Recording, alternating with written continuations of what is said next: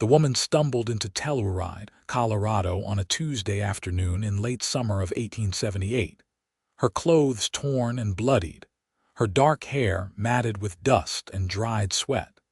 And when she collapsed against the wooden post outside the general store, 3 men rushed to help her while a dozen others simply stared. Dante Sawyer had seen plenty of hardship in her 22 years, but nothing compared to the last 72 hours. She could barely keep her eyes open as hands lifted her, voices blurred together in concern and curiosity, and somewhere in the chaos, she heard a woman saying they should fetch the doctor immediately. Pain radiated across her back in waves so intense she wanted to scream, but she had no voice left. The desert sun had stolen that from her 2 days ago, along with her hope. "Easy now, miss. We have got you," a gentle voice said, and Dante felt herself being carried somewhere cooler, darker. The relief from the sun was immediate and she let her body go limp. She woke hours later in a small room, lying on her stomach on a narrow bed. A gray-haired woman sat in a chair beside her, knitting something blue. When the woman noticed her eyes were open, she set down her work and leaned forward with a kind smile. "You are awake. Good. I am Martha Henderson. You are in my boarding house. The doctor has seen to your wounds." Martha's voice was calm and measured, as if speaking to a frightened animal. "Can you tell me your name, dear?" "Dante," she whispered, her throat raw. "Dante Sawyer."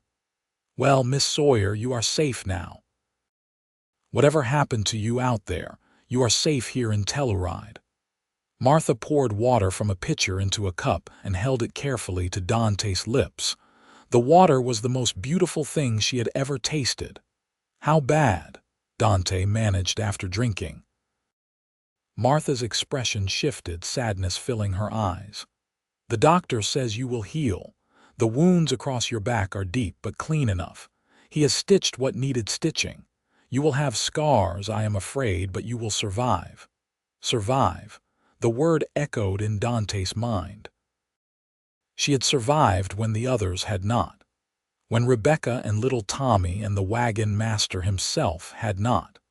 The Comanche attack had come at dawn 3 days ago, swift and brutal, and she had been the only one to escape into the desert. But escape was a generous word for what had happened. She had run and they had caught her, and what followed was a nightmare she would carry forever. "The others?" Dante asked, though she already knew. Martha shook her head slowly.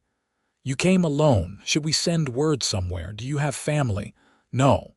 The word came out flat. "No family. Not anymore." Martha patted her hand gently. "Then you will rest here until you are well. We can discuss the future when you have your strength back."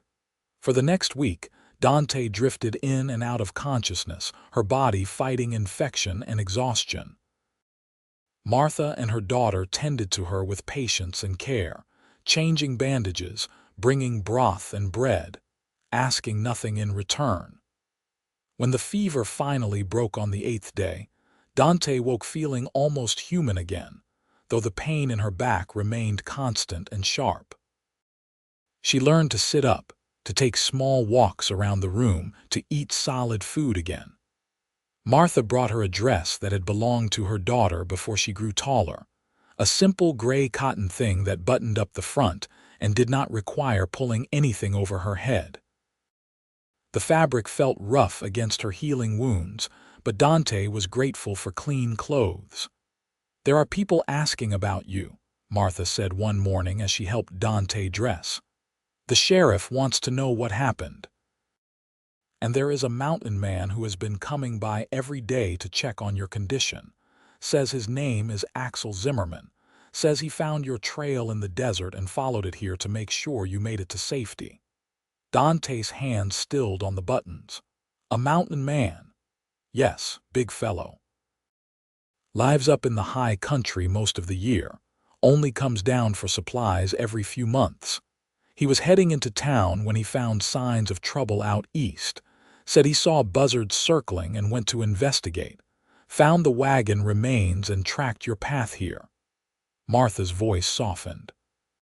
He seems quite concerned about your welfare. Why would a stranger care? Dante asked, the question more to herself than Martha. Some people are just decent, I suppose, though I think he might want to hear your story firsthand. Everyone does, truth be told. It is not every day someone survives what you have survived. The thought of telling her story made Dante's stomach turn, but she knew it was inevitable. The sheriff would want details. The town would want to know. And perhaps this mountain man deserved to know too, since he had apparently been the one to ensure she had made it to Telluride alive. Send him up, I suppose. And the sheriff too, if he must come. I would rather tell it once than a dozen times. Martha nodded and left the room.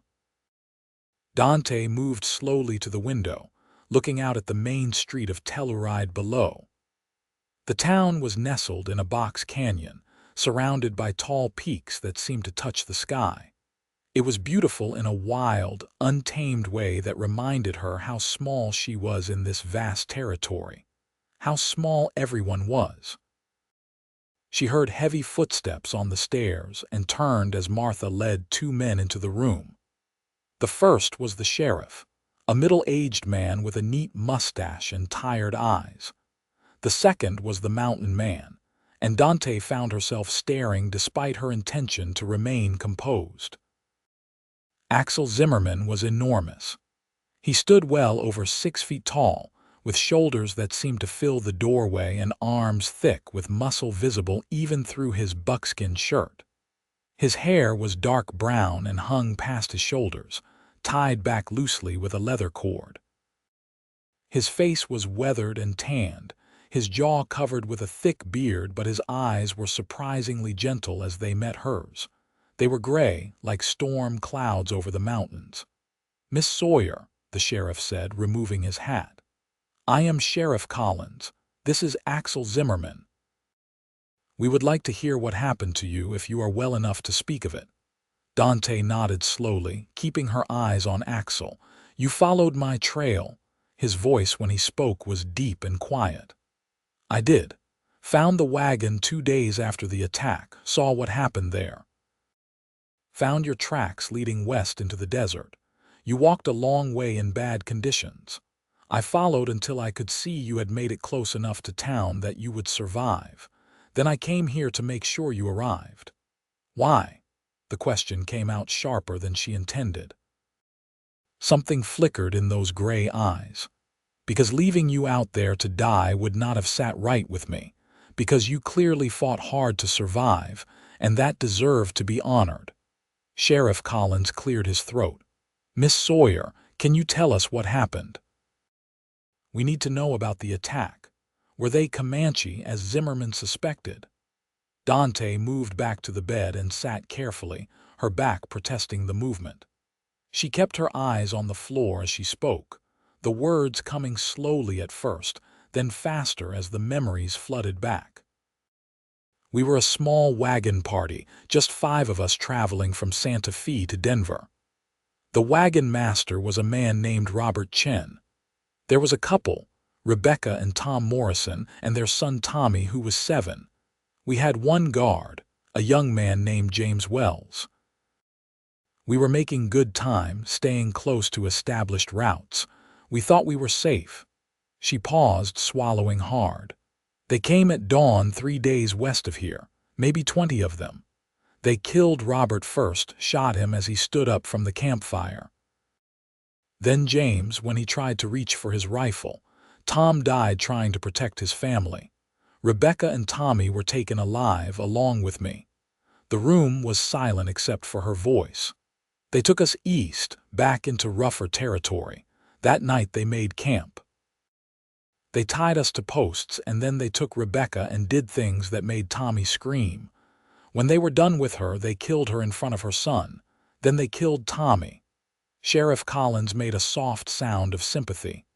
"And you, they started on me, beat me, cut me worse. I was tied to a post and they took turns with the whip. My back, my shoulders, my legs, I lost count of the lashes. I think they meant to kill me slow. But something happened. A fight broke out between two of them over something unrelated. In the chaos, the ropes loosened. I ran.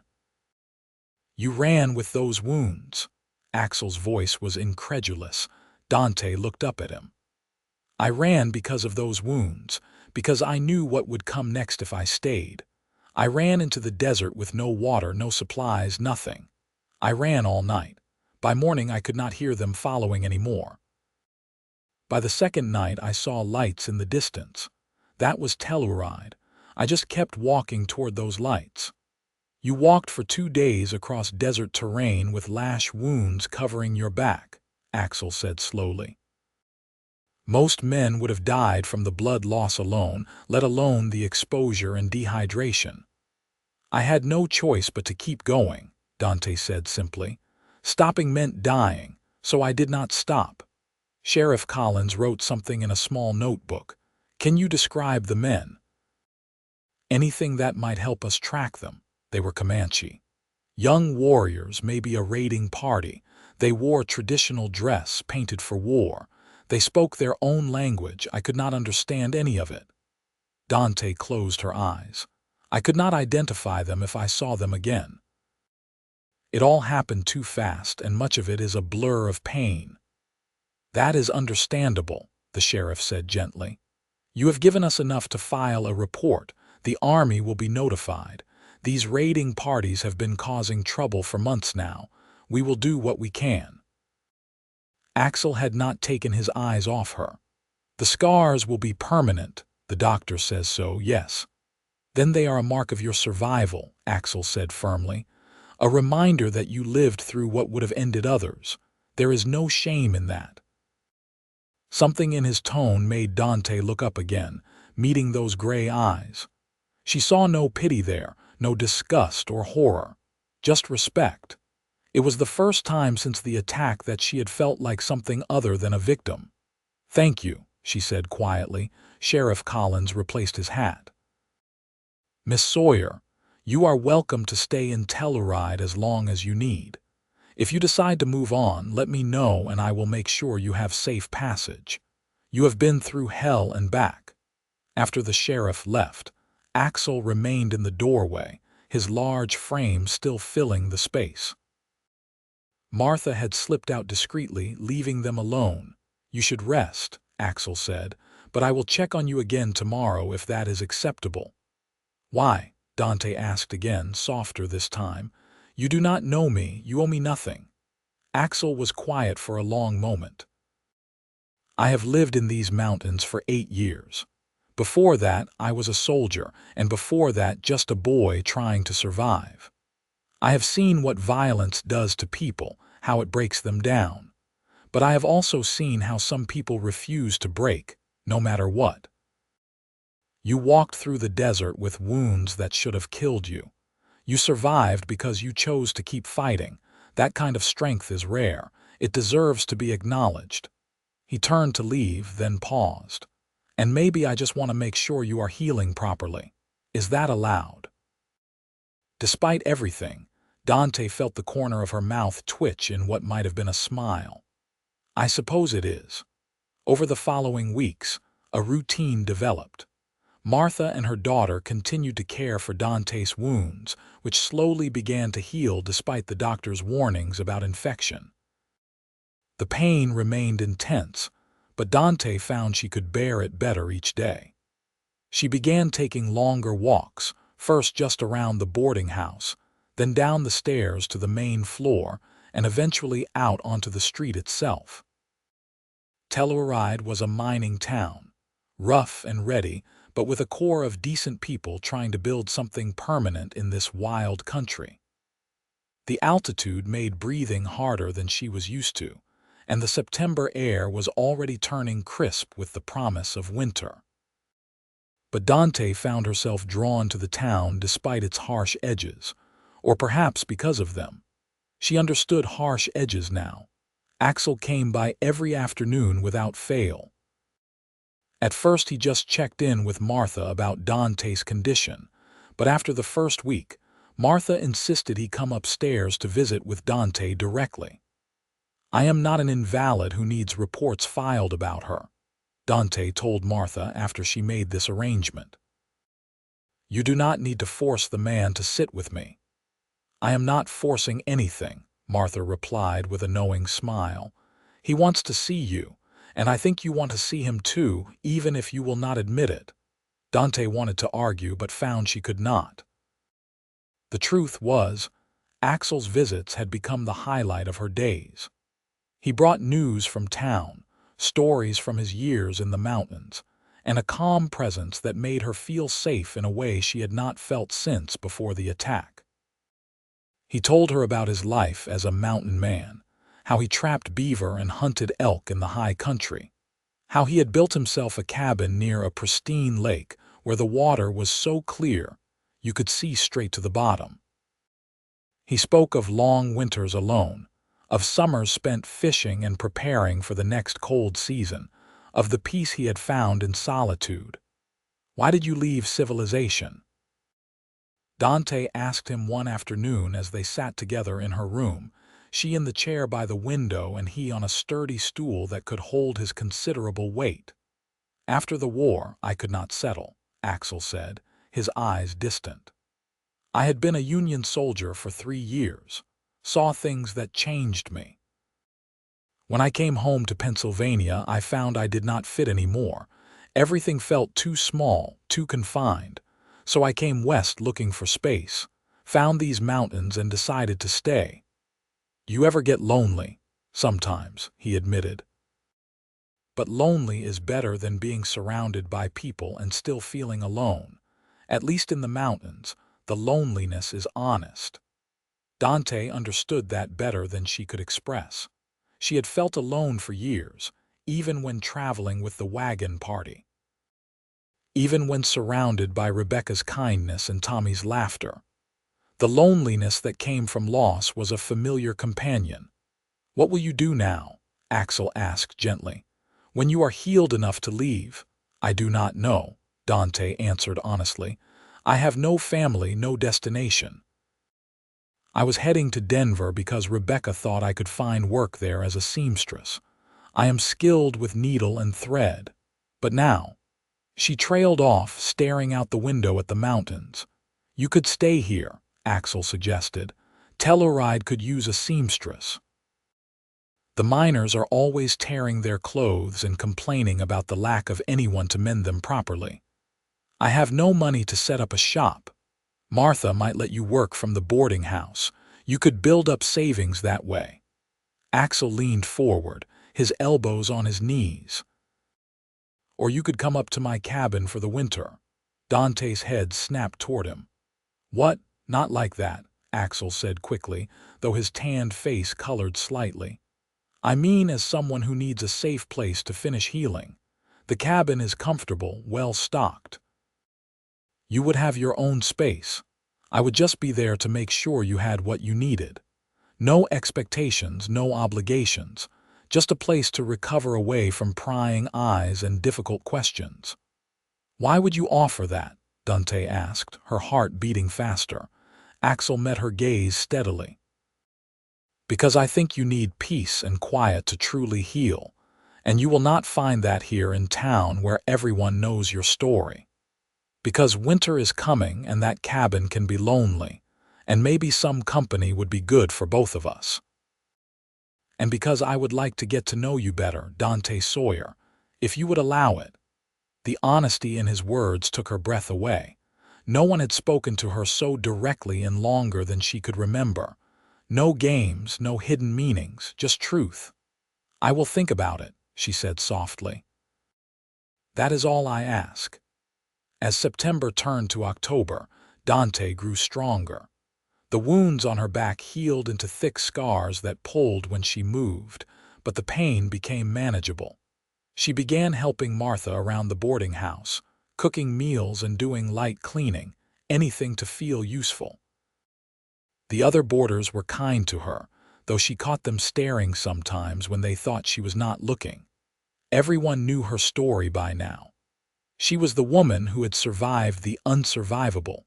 She started taking longer walks through town, familiarizing herself with Telluride's layout. The main street was lined with false-fronted buildings, saloons and gambling halls mixed with legitimate businesses like the general store and the assay office. Miners came and went constantly, some striking it rich, most finding only enough to keep going. It was a hard life but an honest one, and Dante found she respected that. Axel continued his daily visits, and slowly, carefully, something began to grow between them. It started as friendship, as mutual respect, but Dante felt it deepening into something more. The way her heart lifted when she heard his heavy footsteps on the stairs, the way she found herself watching for him through the window in the afternoons, the way his smile made her feel warm despite the cooling weather. She tried to resist it. She was broken, scarred, damaged in ways that went far beyond the physical. What did she have to offer a man like Axel? What kind of future could she promise? But every time she tried to push the feelings away, he would say something kind or look at her with those gray eyes, and her resistance would crumble a little more. One afternoon in mid-October, as the aspen trees turned gold on the mountainsides, Axel asked if she would like to take a walk with him outside of town. Dante agreed, and they walked slowly along a trail that led up into the foothills. The air was crisp and clean, scented with pine and falling leaves. "Winter will be here within a month," Axel said as they walked. "I usually head back to my cabin by late October to prepare, but I have been delaying this year." "Why?" Dante asked, though she suspected she knew. "Because of you," he said simply. "I wanted to make sure you were healing properly, and I wanted to spend time with you." They stopped at an overlook that gave a view of the valley below, Telluride nestled like a jewel in the canyon. The sun was lowering toward the western peaks, painting everything in shades of amber and rose. "I have been thinking about your offer," Dante said, keeping her eyes on the view, "about coming to your cabin for the winter. And I am afraid," she admitted. "Afraid of being alone with a man again, afraid of being isolated, afraid of what might happen." Axel moved to stand beside her, close but not touching. "I would never hurt you, Dante. I would never force anything on you. If you came to my cabin, you would be safe. That is a promise I make on my life." "I believe you," she said, and realized with surprise that she did. "But I am also afraid of something else." "What?" She finally turned to look at him, at this mountain of a man who had shown her nothing but kindness and patience. "I am afraid of how I feel about you. I am afraid of wanting something I do not deserve." Axel's expression softened. "What makes you think you do not deserve kindness, or companionship, or anything good?" "Look at me," Dante said, her voice breaking slightly. "I am scarred. I am broken. I have nightmares every night. I wake up screaming sometimes. I am damaged, Axel. What could you possibly want with someone like me?" "I see a woman who survived," Axel said firmly. "I see strength and courage. I see someone who refuses to give up, no matter what life throws at her. Those scars you carry, they are proof of your survival, not your damage. And as for the nightmares, I have those too. We could face them together instead of alone. You have nightmares. Every soldier does. The war ended 13 years ago, but I still see it sometimes when I close my eyes. Still hear the cannons. Still smell the smoke." His voice was rough with old pain. "We are all carrying something, Dante. The question is whether we carry it alone or find someone to help shoulder the weight." Dante felt tears prickling her eyes, the first she had allowed herself since arriving in Telluride. "I do not know how to do this. I do not know how to be with someone. I do not know how to trust." "Then we will figure it out together," Axel said gently. "One day at a time. No pressure, no expectations. Just two people trying to heal and maybe finding something good in the process. You make it sound simple. Maybe it is. Maybe we are the ones making it complicated." He held out his hand to her, palm up, an offering rather than a demand. Come to the cabin with me for the winter. Let me show you that safety and peace still exist in this world, and if at any point you want to leave, I will bring you back to town myself. You have my word." Dante stared at his hand, so large and calloused and strong. Taking it felt like stepping off a cliff, but maybe that was what faith required. A leap into the unknown, trusting that someone would be there to catch you. She placed her smaller hand in his. His fingers closed around hers, warm and secure, and Dante felt something in her chest unclench for the first time in months. "I will come," she said. They left Telluride a week later, after Dante had said her goodbyes to Martha and thanked her for everything. Martha hugged her carefully, mindful of her back, and whispered in her ear, "That man looks at you like you hung the moon. You take care of each other up there." Dante rode on Axel's large mare while he led them on foot, carrying supplies in a heavy pack that would have crushed a normal man. They traveled northeast into the high country, following trails that became progressively more faint, until they were walking through pristine wilderness that looked untouched by human hands. The journey took 2 full days. They camped the first night beside a crystal-clear stream, and Axel set up a proper camp with practiced efficiency. He built a fire, cooked dinner, and laid out bedrolls on opposite sides of the flames without needing to be told, respecting her space without question. That night, Dante did wake screaming from a nightmare, thrashing in her bedroll as the memories of the attack played out behind her closed eyes. Instantly, Axel was there, kneeling beside her but not touching, speaking in low, calm tones. "You are safe. You are here with me. No one is hurting you. You are safe." He repeated it like a mantra until her breathing slowed and her eyes focused on his face in the firelight. Then he sat with her, keeping watch until she fell asleep again, his presence a solid comfort against the darkness. They reached the cabin late on the second day. It sat in a small clearing beside a lake so blue it looked like a piece of sky had fallen to earth. The cabin itself was larger than Dante expected, built from sturdy logs chinked tight against the weather. Smoke curled from a stone chimney, and she realized Axel must have kept the fire banked before leaving. Inside was a single large room with a sleeping loft accessible by a ladder. The main floor held a fireplace, a cooking area, a table with 2 chairs and various supplies neatly organized on shelves. Everything was clean and well-maintained, speaking to Axel's care for his space. "The loft is yours," Axel said, setting down his pack. "I will sleep down here by the fire. There are extra blankets and furs up there. You can arrange it however you like."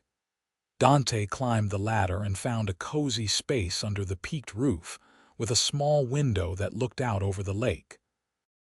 A bed frame held a thick mattress stuffed with something soft, and piles of furs and wool blankets were stacked nearby. It was perfect, a little nest where she could feel safe and private. "This is wonderful," she called down. "Thank you." Over the following weeks, they settled into a comfortable routine. Axel spent his days checking trap lines, hunting, and chopping wood for the winter. Dante worked on mending their clothes, cooking meals, and gradually exploring the area around the cabin. Her back continued to heal, the scars becoming less tender as the tissue toughened. They talked for hours in the evenings, sitting by the fire and sharing their stories. Axel told her about growing up in Pennsylvania as the son of German immigrants, about learning carpentry from his father before the war came and took him away, about the battles he had fought and the friends he had lost, about the moment he decided he needed to leave civilization behind and find peace in the wilderness. Dante told him about her childhood in Missouri, about parents she barely remembered who died of fever when she was young, about being passed between relatives who saw her as a burden. about learning to sew from an aunt who was kinder than most, about striking out on her own at 18, determined to make her own way in the world, about the years of traveling, of temporary work, of never quite belonging anywhere. "You belong here," Axel said one night, his eyes reflecting the firelight. "If you want to, you belong here." Dante felt her heart skip. "For the winter, you mean?" "For however long you want," he said carefully. "I know we have only known each other a short time. I know you are still healing. But I need you to know that I care for you, Dante, more than I thought I could care for anyone. You have brought something into my life that I did not know was missing." "What is that?" "Hope," he said simply. "The hope that I am not meant to be alone forever. The hope that two broken people can help each other heal. The hope that maybe I have found someone worth building a future with." Dante felt tears threatening again. "I care for you too, so much it frightens me, but I am still so afraid, Axel, afraid of being close to someone. Afraid of being vulnerable." "Then we will go slowly," Axel said. "As slowly as you need. There is no rush. We have all winter, and if that is not enough time, we have next winter too, and the one after that. I am a patient man, Dante. I can wait for you to feel safe. What if I am never ready? What if I am too damaged?" Axel moved from his chair to kneel beside hers, taking her hands in his. "You are not damaged. You are healing. There is a difference. And whenever you are ready, if you are ever ready, I will be here." The first snow came in early November, dusting the world in white overnight. Dante woke to find the landscape transformed, beautiful and peaceful and completely isolated. They were snowed in, cut off from the rest of the world until spring, and instead of feeling trapped, Dante felt free. She and Axel fell into an even deeper routine as winter settled in properly. They worked together on daily chores, the physical labor helping to strengthen Dante's body as her back continued to heal. They played cards in the evenings, teaching each other different games. They read from Axel's small collection of books, taking turns reading aloud by the firelight. And slowly, carefully, they began to touch. A hand on a shoulder, fingers brushing while passing a plate, standing close together while cooking. Each small contact was electric, meaningful, a step forward in the dance of trust they were learning together. December brought heavy snows that piled high against the cabin walls. They were completely isolated now, just the two of them in a world of white. On Christmas Eve, Axel surprised Dante with a small gift, a dress he had sewn himself from deerskin, decorated with intricate beadwork along the collar and sleeves. "It is not perfect," he said, almost shy. "My father taught me basic sewing for carpentry work, but this is beyond my skill. I hope it fits." Dante held the dress up, marveling at the workmanship. It was beautiful, clearly made with great care and attention. "You made this for me. I wanted you to have something special, something that was just yours." She threw her arms around his neck without thinking, hugging him tight. After a moment of surprise, his arms came around her carefully, holding her but mindful of her back. They stood like that for a long moment, wrapped in each other's warmth, and Dante felt something shift inside her. The fear was still there, but it was smaller now, manageable. "Thank you," she whispered against his chest. "It is the most beautiful gift I have ever received." That night they sat together by the fire, closer than usual. Axel had his arm around her shoulders and Dante leaned into his solid warmth. It felt right, being held by him. It felt safe. "I had nightmares again last night," she said quietly. "But when I woke up, I knew you were down here. I knew I was safe, and I fell back asleep without any trouble." "You are always safe here," Axel rumbled. "Always." "I know that now. I trust you, Axel, completely." He pressed a kiss to the top of her head, gentle and chaste. "That means everything to me." As January arrived and the snow continued to fall, Dante realized she had fallen in love with the mountain man who had saved her life. Not the dramatic, desperate love of storybooks, but something deeper and more real. A love built on respect and trust, on shared vulnerability and mutual healing. A love that felt solid and permanent like the mountains themselves. She thought Axel felt the same way, but neither of them spoke the words yet. They were too precious, too important to say casually. But it was there in every look, every touch, every moment they shared. One afternoon in late January, during a rare break in the weather, they went for a walk around the frozen lake. The sun was bright on the snow, making everything sparkle like diamonds. They walked hand in hand, comfortable in the silence that had grown between them. "Tell me about your scars," Axel said suddenly. "Not how you got them, but what you think about them now." Dante considered the question. "At first I hated them. They were a reminder of the worst moment of my life. But now," she paused, gathering her thoughts, "now I think you were right. They are proof that I survived. They show that I am stronger than what tried to destroy me. I will never like them, but I can accept them as part of my story." "Can I see them?" Axel asked carefully. "You do not have to say yes, but I would like to see all of you, scars included. If you trust me enough." Dante's heart pounded, but she found herself nodding. "Yes, I trust you." They went back to the cabin, and in the privacy of the warm interior, Dante slowly unbuttoned her dress and let it fall away. She wore a thin cotton shift underneath, and with trembling hands, she lifted it up and over her head, standing before him in just her undergarments. She turned her back to him, exposing the full extent of her scars. She could not see them herself, but she knew they crisscrossed her back and shoulders in thick, ugly lines. Evidence of the whip, evidence of her suffering. She heard Axel's sharp intake of breath and steeled herself for his reaction. But when his hands came to rest gently on her shoulders, his touch was reverent. "You are beautiful," he said, his voice thick with emotion. "Every part of you. These scars do not diminish that, they enhance it. You are the strongest, most beautiful woman I have ever known." Dante felt tears streaming down her face as he traced the scars with featherlight touches, mapping each line with his fingertips.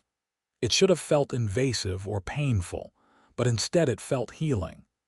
He was touching the worst parts of her and seeing beauty instead of damage. She turned in his arms and looked up at him, this massive, gentle man who had given her back her life. "I love you," she said, the words finally breaking free. "I love you, Axel Zimmerman." His gray eyes blazed with joy. "I love you too, Dante Sawyer. I have loved you since I tracked your footprints through the desert and realized what kind of strength beats in your heart. I will love you until my last breath."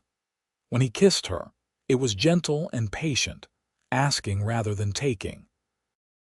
Dante kissed him back, pouring all her trust and love and hope into that connection.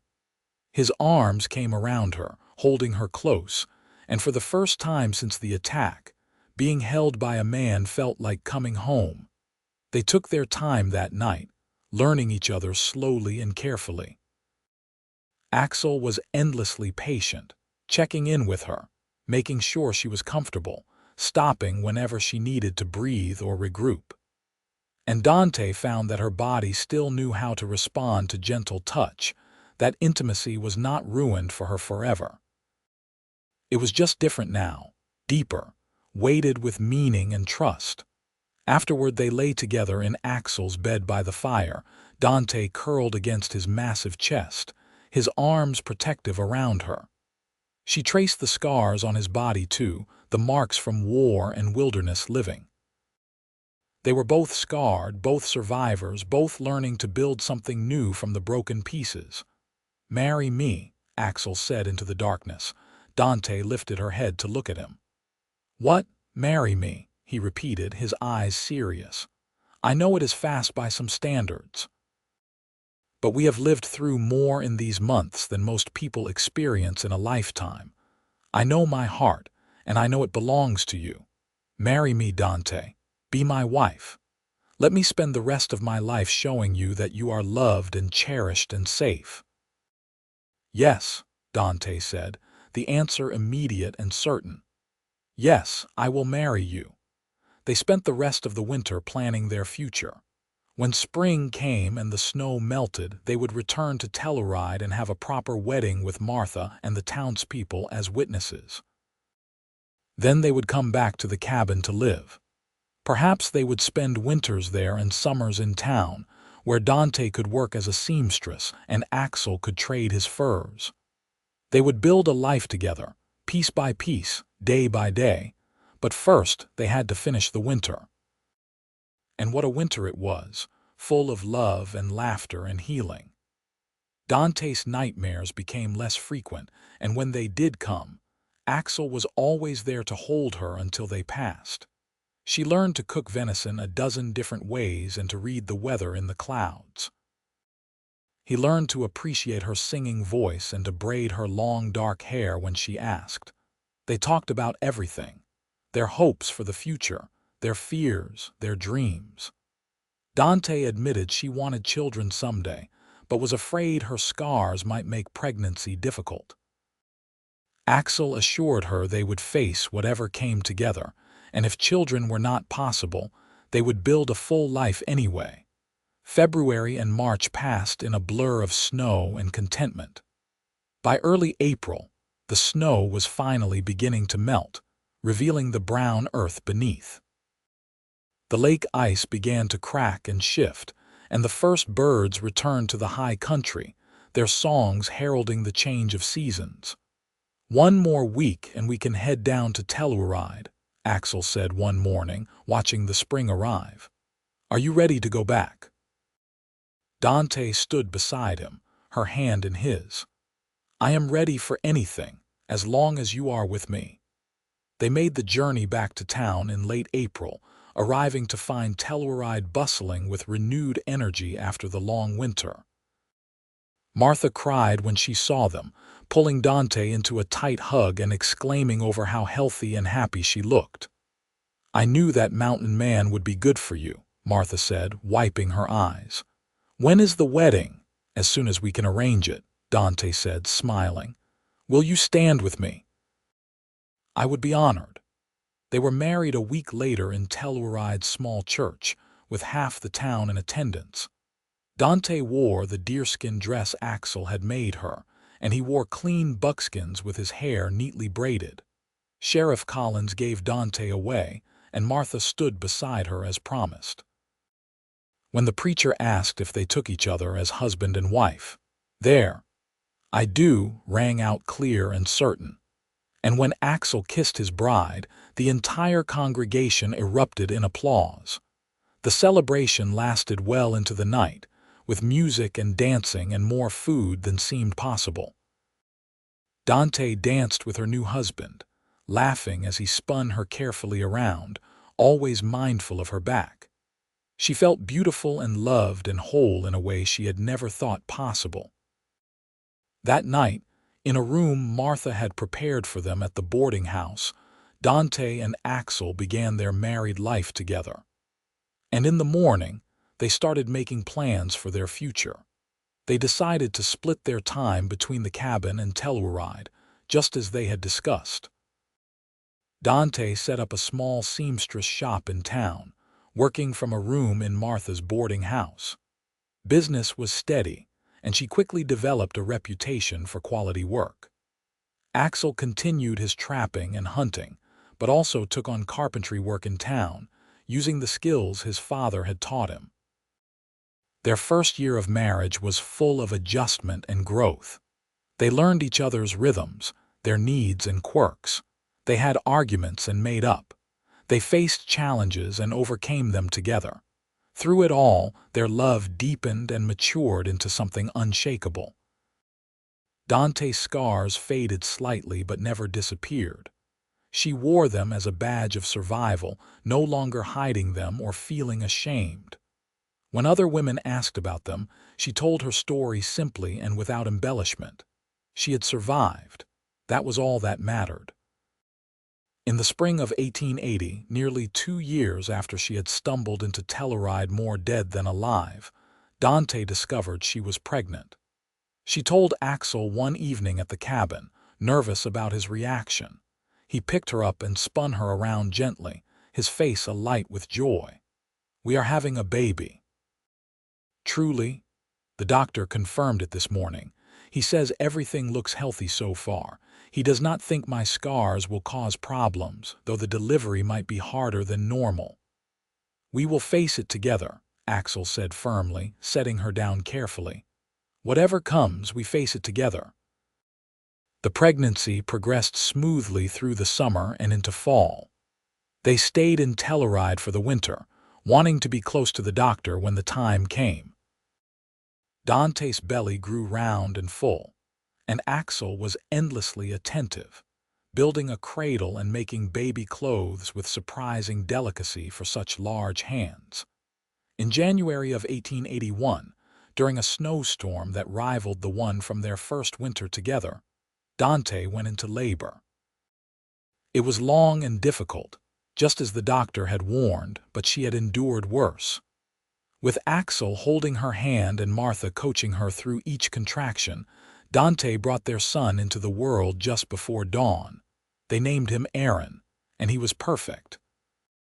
10 tiny fingers and 10 tiny toes, a head of dark hair, and lungs that worked just fine based on his healthy cries. Axel held his son with tears streaming down his face, this giant of a man reduced to awestruck wonder by the tiny life in his arms. "Look what we made," he whispered to Dante as she rested after the ordeal. "Look at this perfect little person." "He has your eyes," Dante said softly, noting the gray that already seemed to be developing in their son's gaze. "And your strength," Axel replied. "He is going to be amazing."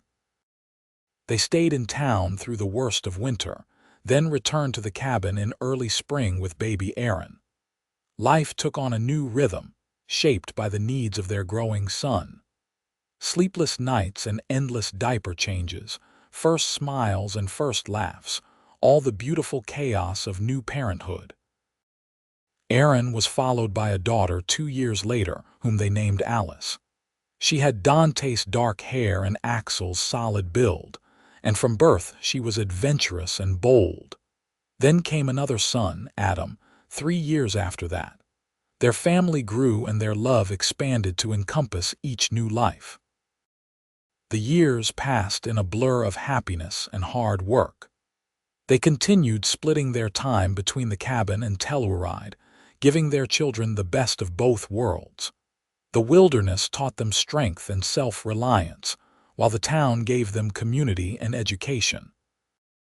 All 3 children grew up hearing the story of how their mother had survived the unsurvivable, and how their father had helped her heal. Dante's seamstress business thrived, eventually expanding to include a small shop on Telluride's Main Street. Axel's carpentry work grew as well, and he became known for building the sturdiest structures in the region. Together, they built a life of purpose and prosperity, never forgetting where they had come from or what they had overcome. On their 10th wedding anniversary, Axel took Dante back to the overlook where she had first agreed to spend the winter at his cabin. The view was just as beautiful as she remembered. The valley spread below them like a promise kept. "You remember standing here?" Axel asked, his arm around her waist. "When you told me you were afraid of how you felt about me." "I remember," Dante said, leaning into him. "I remember being so scared of everything, of the future, of being close to someone, of hoping for something good. And now?" "Now I am still scared sometimes," she admitted. "But the fear does not control me anymore, because I have you and I have our children, and I have learned that surviving is not just about staying alive. It is about building a life worth living." Axel pressed a kiss to her temple. "You are the bravest person I have ever known. Not because you survived that attack, though that took incredible strength, but because you chose to keep living afterward. You chose to heal. You chose to love again. That is real courage." They stood together watching the sun set over the mountains, two survivors who had found each other in the darkest of times and built something beautiful from their shared pain. Dante's scars would always be there, a permanent reminder of what she had endured. But they were also a reminder of what came after, of the love and family and joy she had thought lost forever. "Thank you," she said softly. "For what? For seeing me. For seeing past the scars and the fear and the damage. For loving me when I did not know how to love myself." "Thank you for letting me," Axel replied. "For trusting me enough to let me in. For making me believe in happiness again." They returned home as the first stars appeared, walking hand in hand down the mountain. Their children would be waiting with Martha, probably causing some kind of chaos that would make them laugh. There would be dinner to cook and stories to read before bed, the comforting routine of family life. But for this moment, it was just the two of them, survivors and lovers, partners in every sense of the word. The mountain man and the woman with scars across her back, who had both found that the best way to heal from the past was to build a future together. Years continued to flow by like the mountain streams, each season bringing new challenges and new joys. Aaron grew tall and strong like his father, eventually learning the trapline routes and developing his own love for the high country. Alice proved to be a natural with needle and thread, working alongside her mother in the seamstress shop and adding her own creative flair to their designs. Adam split the difference, equally comfortable in wilderness or town, charming everyone he met with his easy smile and quick wit. By 1895, Aaron was 14 and already showing signs of becoming as large as his father. Alice was 12 and running half the seamstress business despite her age. Adam was 9 and constantly getting into harmless mischief that reminded Dante of stories Axel told about his own childhood. Telluride had grown substantially over the years, evolving from a rough mining camp into a proper town with schools, churches, and even an opera house. Dante and Axel had been part of that growth, contributing not just their skills but their story. They were living proof that survival was possible, that healing could happen, that love could grow even in the hardest soil. Dante was 40 now, her dark hair showing streaks of silver that Axel said made her even more beautiful. The scars on her back had faded to white lines, still visible but less prominent, woven into the fabric of who she was rather than defining it. She no longer had nightmares, or if she did, they were rare enough that Axel's presence beside her in bed was enough to soothe them away. Axel was 43, his beard now more gray than brown, his massive frame still solid with muscle but moving with the careful deliberation of approaching middle age. His gray eyes were as sharp as ever though, and when he looked at his wife, they still held all the love and wonder of their early days. One evening in late spring, after the children had gone to bed and they sat together by the fire in their Telluride home, Dante asked a question she had been considering for months. "You ever regret it? Taking in a broken woman you barely knew?" Axel looked at her in surprise. "Never. Not for a single moment. Why would you ask that?" "Because I think about the life you had before, the peace and solitude of the mountains. I disrupted all of that." "You improved it," Axel corrected gently. "Yes, my life was peaceful before you, but it was also empty. I thought I wanted solitude, but what I really wanted was to feel safe enough to let someone in. You gave me that. You gave me everything." "We gave each other everything," Dante said, moving to sit on his lap, something she still did despite their age and the slight protest from his knees. "I was dead inside when I came to Telluride, just going through the motions, but you reminded me that life could be good, that I deserved good things, that my scars did not define me." "They never did," Axel murmured, his arms around her. "Though I admit I have always admired them. Admired them." Dante pulled back to look at his face. "They are ugly." "They are proof," Axel said firmly. "Proof that you are a survivor. Proof that you are stronger than circumstances. Every time I see them, I am reminded of your courage. How could I not admire that?" After all these years, he could still surprise her with his perspective. "You are the only person who has ever made me feel that way about them. Then I am doing my job as your husband correctly." They sat together in comfortable silence, watching the fire dance. Outside, Telluride was settling in for the night, the sounds of the town fading to quiet. In the rooms above, their children slept safely, dreaming whatever dreams young people dream. "Aaron is courting the Henderson girl," Dante said after a while. "Mary, Martha's granddaughter." "I know. He asked my permission last week. And I told him if he loved her and she loved him, he had my blessing. But that he should take his time, make sure they were right for each other. No need to rush," Axel chuckled. "Though I realize I am perhaps not the best person to give that advice, given that I proposed to you after one winter together. That was different. We lived through more in that winter than most couples experience in a lifetime." "True enough." Axel was quiet for a moment. "I hope all our children find what we found, that rare thing where two people just fit together perfectly." "I hope so too," Dante agreed. "Though I worry. The world is changing so fast. It is 1895 now. The frontier is closing. Towns like Telluride are becoming civilized." "What will their lives look like? Different from ours," Axel acknowledged. "But that does not mean worse. We have given them the tools they need: strength, kindness, resilience, love. They will make their own way just as we did."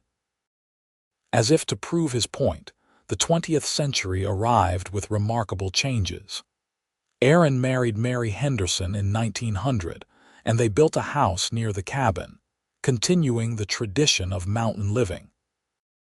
Alice married a banker from Denver, but insisted on keeping the seamstress shop in Telluride, traveling back regularly to run it and visit her parents. Adam became a teacher, working in Telluride's growing school system and showing the same patience with students that his father had shown with him. Grandchildren began arriving, adding new branches to the family tree. Aaron and Mary had 4 children in quick succession. Alice and her husband had 2. Adam eventually married one of his fellow teachers, and they had 3. Dante and Axel's home became a gathering place for the growing clan. Sunday dinners stretching long into the evening with multiple generations sharing food and stories. Through it all, Dante continued her seamstress work, her skilled hands creating everything from wedding dresses to work clothes. And Axel continued building, constructing homes and barns and businesses throughout the region. They worked not because they needed the money anymore, but because the work gave them purpose and kept them connected to their community. In 1905, during a celebration for their 25th wedding anniversary, Martha stood to give a toast. She was elderly now, well into her 80s, but still sharp and present. "25 years ago, a broken young woman stumbled into my boarding house more dead than alive," Martha said, her voice carrying through the crowded room. "And a mountain man followed her here to make sure she survived. I watched them heal each other.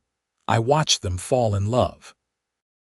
I watched them build a family and a life that has touched everyone in this town. Dante and Axel Zimmerman, you are proof that the worst moments of our lives do not have to define us. That survival is just the beginning of the story.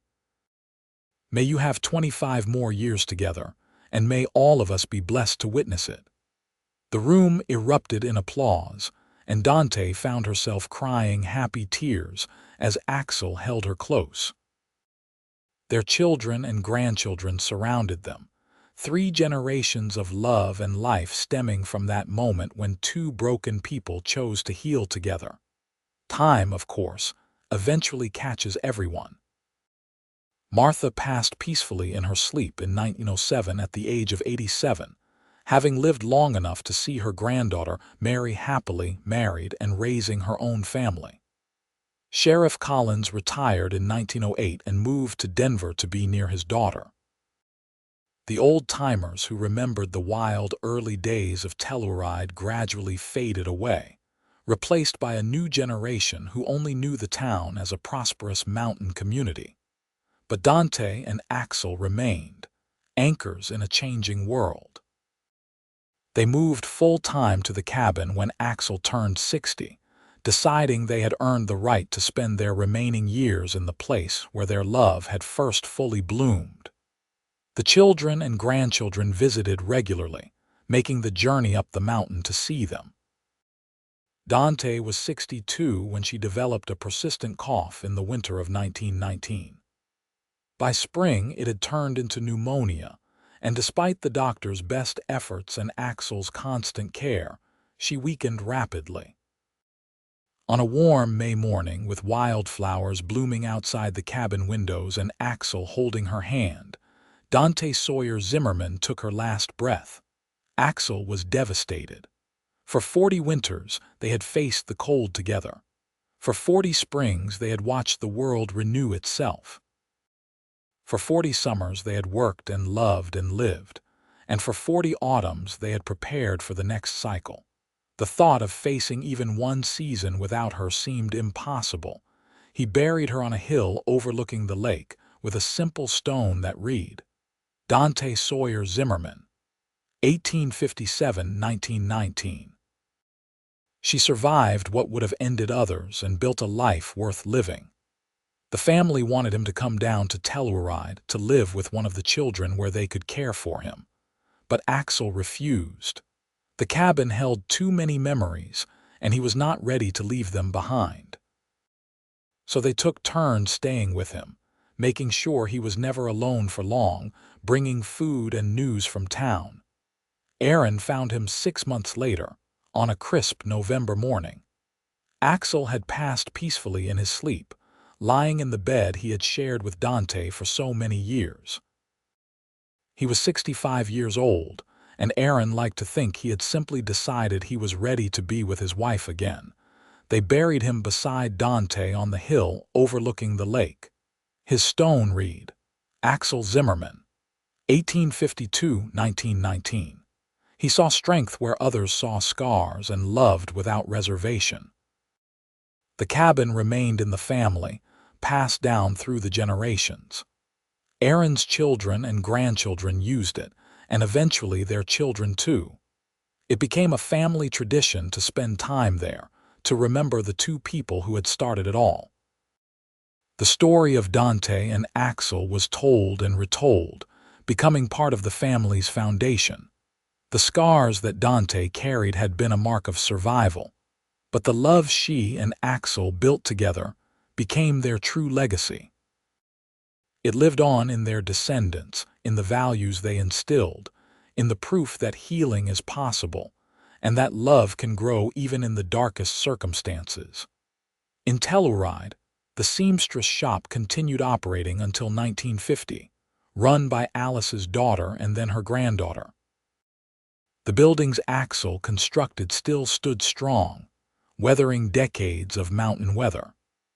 And the story of the mountain man and the woman with scars across her back became a local legend, told to tourists and newcomers as an example of the kind of strength and resilience that had built the West.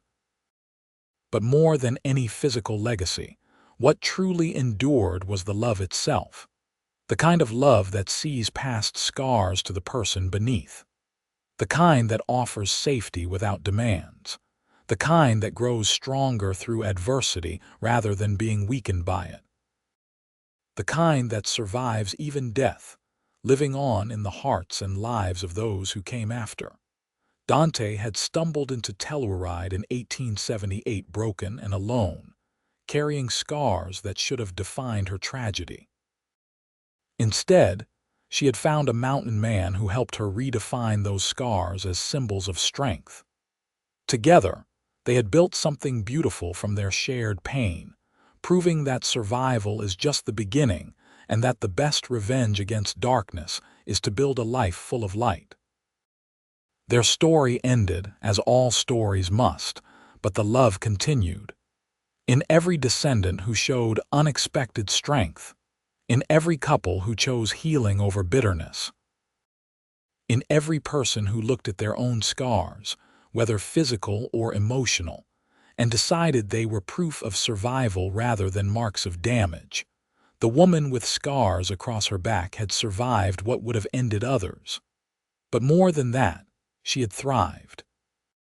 And the mountain man who loved her had been right there beside her, every step of the way, showing her that she was worthy of love, of happiness, of a future bright with hope.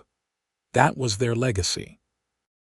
Not the scars or the survival, but the love that grew from ashes and the family that bloomed from two broken people choosing to be whole together. It was a legacy that would endure for generations, a reminder that even in the wildest places and the hardest times, love could not only survive but flourish. And on the hill above the lake, two stones stood side by side, marking the resting place of two souls who had found each other when they needed it most and never let go. The cabin below had weathered countless storms and still stood strong. The lake still sparkled in the sunlight. The mountains still touched the sky. And somewhere in all of that wild, beautiful, untamed country, the love between Dante and Axel Zimmerman lived on.